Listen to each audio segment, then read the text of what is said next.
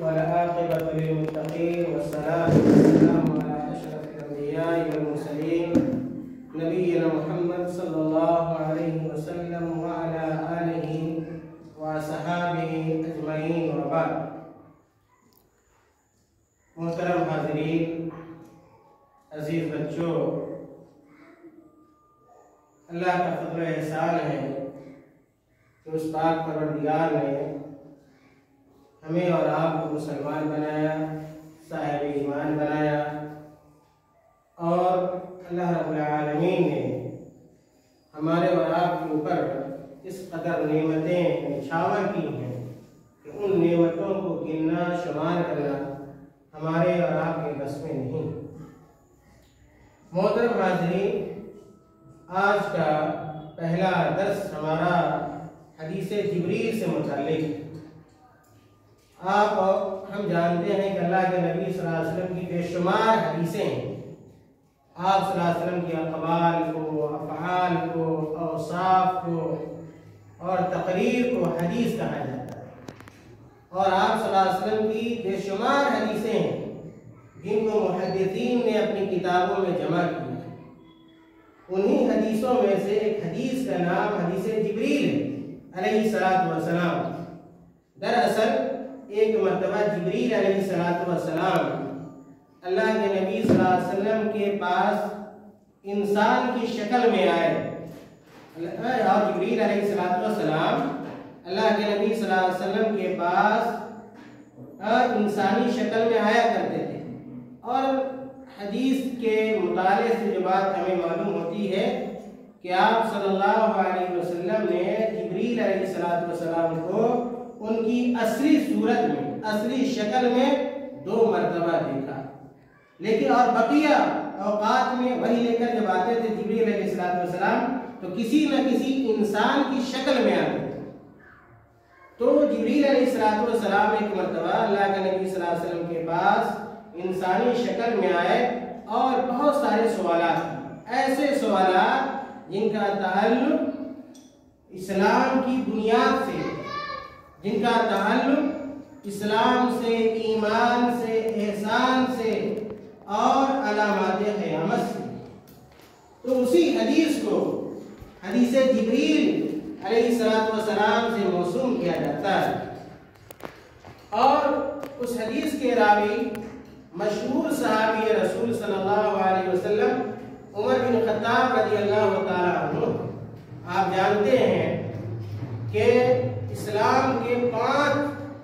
مشہور خلفاء ہوئے ہیں جن کو ہم خلیفہ کہتے ہیں۔ اللہ کے نبی صلی اللہ علیہ وسلم کی وفات کے بعد جو سب سے پہلے خلیفہ بنے ان کا نام ابو بکر رضی اللہ تعالیٰ عنہ، اور ابو بکر رضی اللہ تعالیٰ عنہ کی وفات کے بعد سن 13 ہجری میں جو خلیفہ بنے ان کا نام عمر فاروق رضی اللہ تعالیٰ عنہ،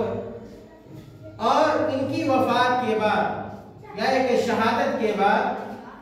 جو خلیفہ بنے ان کا نام عثمان بن عفان رضی اللہ تعالیٰ عنہ، اور آخری خلیفہ جن کو خلفائے راشدین میں جن کا شمار ہوتا ہے وہ حضرت علی رضی اللہ تعالیٰ عنہ۔ تو یہ جو حدیث جبریل ہے یہ عمر بن خطاب رضی اللہ تعالیٰ عنہ سے مروی ہے۔ عمر رضی اللہ تعالیٰ عنہ کے والد کا نام الخطاب ہے، ان کے دادا کا نام نفیل ہے، اور قبیلہ قریش سے ان کی نسبت ہے، ان کا تعلق ہے، یعنی قریش ان کا خاندان ہے۔ اور عمر رضی اللہ تعالیٰ عنہ کی کنیت ابو حفص ہے۔ عمر رضی اللہ تعالیٰ عنہ کی بڑی فضیلت حدیث کے اندر بیان کی گئی ہے۔ اللہ کے نبی صلی اللہ علیہ وسلم نے ایک مرتبہ دعا کی کہ اے اللہ کہ 2 شخص ہیں، ایک کا نام ابو جہل ہے اور دوسرے کا نام عمر بن خطاب ہے، ان دونوں میں سے جو بھی تیری نگاہ میں زیادہ محبوب ہو اس کو اسلام کی دولت سے نواز دے تاکہ اسلام کو شان و شوکت حاصل ہو جائے۔ یہ اللہ کے نبی صلی اللہ علیہ وسلم نے دعا کی، تو اللہ تعالیٰ نے آپ صلی اللہ علیہ وسلم کی دعا کو قبول کیا، اور عمر بن خطاب رضی اللہ تعالیٰ عنہ کو اسلام کی سعادت حاصل ہوئی۔ عمر بن خطاب رضی اللہ تعالیٰ عنہ بڑے بہادر انسان اور اسلام کے لیے بڑی قربانیاں عمر بن خطاب رضی اللہ تعالیٰ عنہ نے پیش کی۔ بعض دفعہ ایسا بھی ہوا کہ عمر رضی اللہ تعالیٰ عنہ نے کوئی خواہش ظاہر کی، مثال کے طور پر کہ عورتوں کو پردہ اختیار کرنا چاہیے اور مقام ابراہیم پر نماز پڑھی جانی چاہیے، تو اللہ رب العالمین نے عمر بن خطاب رضی اللہ تعالیٰ عنہ کی خواہش کے مطابق آسمان سے وحی نازل کر دی۔ یہ عمر بن خطاب رضی اللہ تعالیٰ عنہ ہے۔ اسی طرح اللہ کے نبی صلی اللہ علیہ وسلم نے عمر بن خطاب رضی اللہ تعالیٰ عنہ سے متعلق کہا کہ عمر بن خطاب رضی اللہ تعالیٰ عنہ اس قدر جری ہے، بہادر ہے کہ جس راستے سے عمر بن خطاب رضی اللہ تعالیٰ عنہ گزرتے ہیں اس راستے سے شیطان کیا نہیں گزرتا ہے، مارے ڈر کے، مارے خوف کے شیطان اس راستے کو چھوڑ کر کوئی اور راستہ کیا ہے اختیار کر لیتا ہے۔ آپ کو معلوم ہونا چاہیے کہ عمر بن خطاب رضی اللہ تعالیٰ عنہ کو ایک مجوسی غلام نے شہید کیا۔ عمر بن خطاب رضی اللہ تعالیٰ عنہ فجر کی نماز کے لیے نکلے اپنے گھر سے اور ابو لؤلؤ فیروز ہاتھ میں لگا ہوا تھا۔ جیسے عمر بن خطاب رضی اللہ تعالیٰ عنہ نکلے نماز کے لیے، فجر کی نماز کے لیے، ویسے ہی اس بدبخت نے حملہ کر دیا عمر بن خطاب رضی اللہ تعالیٰ عنہ کے اوپر، اور اس کے بعد کیا ان کی شہادت ہو گئی۔ تو یہ عمر بن خطاب رضی اللہ تعالیٰ عنہ ہیں جنہوں نے تقریباً 10 سال سے زائد انہوں نے اسلام مسلمانوں کے خلیفہ رہے اور بہت سارے ملکوں کو انہوں نے فتح کیا، بہت سارے ملکوں کو انہوں نے زیر کیا۔ یہ عمر بن خطاب رضی اللہ تعالیٰ عنہ ہیں، اور عمر بن خطاب رضی اللہ تعالیٰ عنہ کی ایک بیٹی سے اللہ کے نبی صلی اللہ علیہ وسلم نے نکاح بھی کیا تھا۔ تو یہ جو حدیث جبریل ہے علیہ السلام، اس حدیث کے راوی عمر بن خطاب رضی اللہ تعالیٰ عنہ ہے۔ عمر بن خطاب رضی اللہ تعالیٰ عنہ کہتے ہیں کہ بینما نحن جلوس عند رسول اللہ صلی اللہ علیہ وسلم ذات یوم اذ طلع علینا رجل شدید بیاض الثياب شدید سواد الشعر لا يرى عليه اثر السفر ولا يعرفه منا احد حتى جلس الى النبي صلى الله عليه وسلم فاسند ركبتيه الى ركبتيه ووضع كفيه على فخذيه۔ عمر بن خطاب رضی اللہ تعالیٰ عنہ کہتے ہیں کہ ایک دن ہم لوگ اللہ کے نبی صلی اللہ علیہ وسلم کے پاس بیٹھے ہوئے تھے اور صحابہ کرام اللہ کے نبی صلی اللہ علیہ وسلم کے پاس بیٹھتے تھے، بہت سارے اسلام کی تعلیمات وہ لوگ حاصل کرتے تھے، اللہ کے نبی صلی اللہ علیہ وسلم سے سوالات کرتے تھے ایسی باتوں کے بارے میں جن کا علم ان کو نہیں ہوتا تھا۔ عمر بن خطاب رضی اللہ تعالیٰ عنہ کہتے ہیں ایک دن ہم لوگ اللہ کے نبی صلی اللہ علیہ وسلم کے پاس بیٹھے ہوئے تھے کہ ایک آدمی ہمارے پاس آیا، یعنی اس مجلس میں ایک شخص کیا ہے حاضر ہوا اور اس شخص کا کپڑا نہایت کیا ہے سفید تھا، یعنی صاف ستھرا کیا ہے کپڑا پہنے ہوا تھا، اور اس کا بال بھی کیا ہے مکمل طور سے بالکل کیا ہے کالا تھا، یعنی کیا ہے کپڑے بھی اس کے بڑے صاف ستھرے تھے اور اس کا جسم بھی کیا ہے بڑا صاف ستھرا تھا، بالوں میں کنگھی کی ہوئے کہیں بھی کوئی کیا ہے گرد و غبار اس کے جسم کے اوپر نہیں تھا، ہر اعتبار سے کیا بڑا نفیس انسان، بڑا صاف ستھرا انسان وہ تھا۔ اور وہ شخص لا يرى عليه اثر السفر، اور ایسا بھی نہیں لگ رہا تھا کہیں وہ سفر سے آیا ہے، دور سے آیا ہے۔ عام طور پہ جو آدمی دور سے آتا ہے اس کے کپڑے گندے ہو جاتے ہیں، اس کا بدن گندا ہو جاتا ہے، لیکن کیا اس کا کوئی بھی نہ کپڑا گندا تھا نہ بدن گندا تھا، اور بالکل نہیں لگ رہا تھا کہ یہ کوئی مسافر ہے۔ ولا يعرفه منا احد، اور ہم نے کہا عمر رضی اللہ تعالیٰ عنہ کہتے ہیں کہ ہم لوگ جتنے بھی وہاں پہ موجود تھے ان میں سے کوئی آدمی اسے پہچانتا بھی نہیں تھا، جانتا بھی نہیں تھا۔ تو حتی جلس الی النبی صلی اللہ علیہ وسلم، اور وہ والد آدمی آ کر اللہ کے نبی صلی اللہ علیہ وسلم کے پاس بیٹھ گئے، اور کس طرح بیٹھا، بیٹھنے کا انداز کیا تھا اس کو عمر بن خطاب رضی اللہ تعالیٰ نے بیان کیا۔ فَأَسْنَدَ رُكْبَتَيْهِ إِلَىٰ رُكْبَتَيْهِ، کہ اس شخص نے اپنے گھٹنے کو، جس کو ہم ٹھونا کہتے ہیں، अपने क्या है घुटने को अल्लाह के नबी सल्लल्लाहु अलैहि वसल्लम के घुटने से मिला दिया, यानी बिल्कुल अल्लाह के नबी सल्लल्लाहु अलैहि वसल्लम के करीब होकर बैठेगा। जिस तरह एक तालिब इल्म, एक स्टूडेंट अपने उस्ताद के बिल्कुल करीब होकर बैठ जाता है, उसी तरह वो आदमी भी अल्लाह के नबी सल्लल्लाहु अलैहि वसल्लम से बिल्कुल करीब तर होकर बैठ गया। और इसी से अहले इल्म ने ये इस्तिदलाल किया है कि तालिब इल्म को, स्टूडेंट को हमेशा अपने उस्ताद से करीब बैठना चाहिए, ताकि उस्ताद की बात को ठीक से सुन सके और ठीक से समझ सके और ठीक से अपनी कॉपी वगैरह में लिख सके और किसी तरह की उससे गलती क्या है ना हो। तो वो आदमी इसी तरह बिल्कुल क्या एक तालिब इल्म की तरह बैठ गया। ववदा कफ़ैहि अला फ़ख़िदैहि, और वो आदमी जब बैठा तो ऐसा नहीं बैठा कि जिससे क्या है उस्ताद को बुरा लगता, नहीं, बड़े सलीके से बैठा, एक तालिब इल्म के अंदाज में बैठा और अपने दोनों हाथों को उस आदमी ने, जो दरअसल कौन थे, जिब्रील अलैहिस्सलाम थे, लेकिन इंसानी शक्ल में आए थे, जिस वजह से लोग क्या उन्हें पहचान क्या है नहीं सके। और फिर क्या है उन्होंने अपने दोनों हाथों को अपने दोनों रान पे क्या है रख लिया और इस तरह क्या है बैठ गए। और जब पूरे ठीक ठाक से बैठ गए तो अब जिब्रील अलैहिस्सलाम ने सवाल करना शुरू किया। सबसे पहला सवाल जो उन्होंने किया वह इस्लाम के बारे में। हम और आप मुसलमान हैं कि इस्लाम किसे कहते हैं, इस्लाम का माना क्या है, इस्लाम का मफहूम क्या है, आदमी को मुसलमान होने के लिए क्या करना चाहिए। बहुत अहम सवाल उन्होंने किया। कहा उन्होंने, या मोहम्मद अखबिरनी अनिल इस्लाम, क्या है मोहम्मद सल्लल्लाहु अलैहि वसल्लम आप हमें इस्लाम के बारे में बताइए कि इस्लाम क्या है। अल्लाह के नबी सल्लल्लाहु अलैहि वसल्लम ने इस्लाम की तारीफ, इस्लाम की वजाहत की और कहा कि अल इस्लाम अन तशहद अल्ला इलाहा इल्लल्लाह व अन्न मुहम्मदर रसूलुल्लाह। बहुत वाज़ेह अंदाज में, साफ सुथरे अंदाज में अल्लाह के नबी सल्लल्लाहु अलैहि वसल्लम ने इस्लाम की वजाहत की और इस्लाम के जो अरकान हैं मुसलमान होने के लिए जिन चीजों की जरूरत है उन चीजों की आप सल्लल्लाहु अलैहि वसल्लम ने निशानदेही की, उन चीजों को बतलाया अल्लाह के नबी सल्लल्लाहु अलैहि वसल्लम ने कि अल इस्लाम अन तशहद अल्ला इलाहा इल्लल्लाह व अन्न मुहम्मदर रसूलुल्लाह। पूछने वाले, सवाल करने वाले, आप ये जान लो इस्लाम ये है कि अल्लाह के अलावा,